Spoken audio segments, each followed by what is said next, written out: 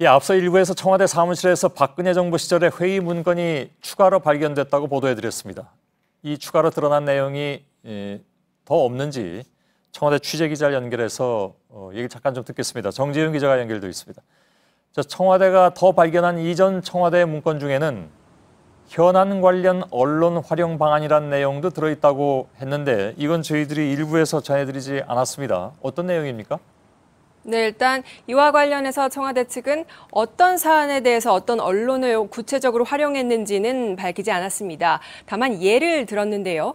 청와대 관계자는 누리 과정으로 아이들 보육 문제가 한참 민감한 현안으로 떠올랐던 시기에 청와대가 언론 어디를 시켜서 어떻게 하라든지 하는 그런 걸 보면서 전 정부가 이렇게 했구나라는 생각이 들었다. 이렇게 말했습니다. 예. 실제 문건이 작성됐던 시기가 들어있는 시기가요. 2015년 3월쯤인데 이때는 실제로 누리과정 예산이 한참 민감한 현안으로 떠올랐던 시기입니다.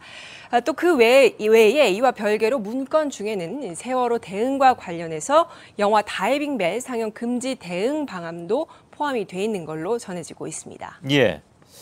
자, 언론 어디를 시켜서 어떻게 하라든가 이런 걸 보면 전 정부에서 이렇게 했구나 하는 생각이 든다. 청와대 관계자가 그런 얘기를 했다고 하는데 물론 언론 어디를 시켜서 그 언론이 정말 했는지 안 했는지는 이건 밝혀봐야 될 문제이긴 합니다만 아무튼 그런 시도가 분명히 있었다는 것은 틀림이 없어 보이는군요. 그렇습니다. 지난번 7월 3일에 민정수석실에서 발견됐던 메모 가운데는 JTBC가 언급되기도 했는데 결국 지난 정부에서는 언론을 우호 언론 또 비우호 언론으로 분류해서 대응한 정황 이 얘기죠? 그렇게 볼 수 있을 것 같습니다. 말씀하셨듯이 지난번 청와대가 공개한 김영한 민정수석이 쓴 걸로 추정되는 메모에는 JTBC가 언급이 돼 있었는데 이게 2013년 11월 5일 정부가 이 통합진보당 해산 심판을 헌법재판소에 청구한 건과 관련해서 통합 당시에 이제 통합진보당 김재현 대변인 등의 출연 등 이후에 이 방심위로부터 받은 조치 내용을 청와대가 꼼꼼하게 정리를 해둔 건데요. 즉 정권의 비협조적이라고 자체 판단을 했던 그런 언론에 대해서는 각종 법적 대응에 대해서 꼼꼼하게 정리를 해놨고요. 우호 언론에 대해서는 정책을 펼치는 데 있어서 적극적으로 여론 형성에 활용한 것이 아닌가 하는 이런 정황들이 지금 문건에서 드러나고 있는 겁니다. 예. 물론 저희들은 그 당시에 방송통신심의위원회에서 징계를 받은 바는 있습니다. 자, 청와대도 이런 점을 의식했는지 따로 방침을 밝힌 걸로 알고 있는데 그 어떤 내용입니까?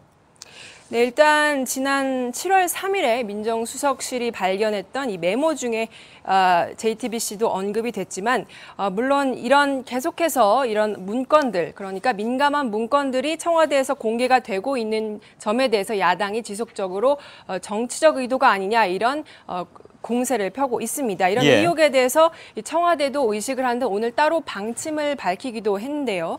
추가로 문건이 발견되면 그때그때 즉시 보고를 하고 발표를 하겠다 이렇게 원칙을 세운 겁니다.